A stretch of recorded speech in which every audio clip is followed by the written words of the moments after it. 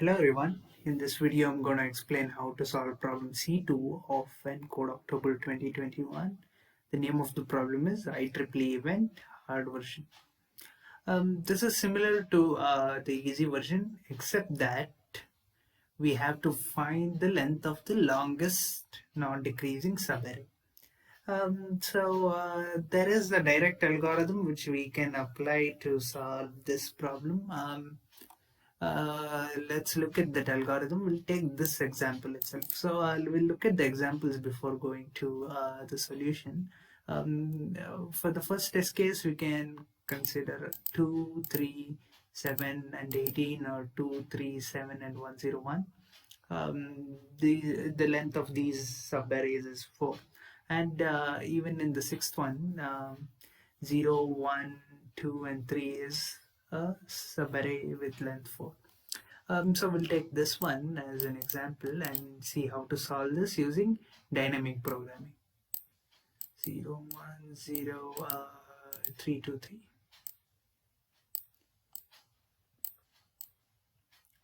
In dynamic programming, we have an array which consists of n plus 1 elements. So we'll have n plus 1 elements, which is here the length is 6, so we can have 7 elements.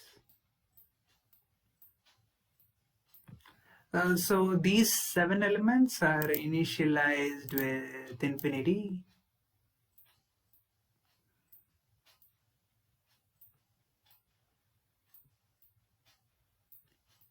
And the first element will be changed to minus infinity.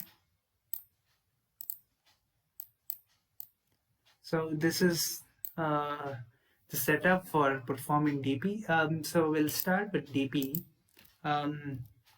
So in DP, we take the first element of the original array, which is 0, and we check for which position dp of I is less than the element, let's call it E, which is 0 in this case, and which is less than dp of I plus 1.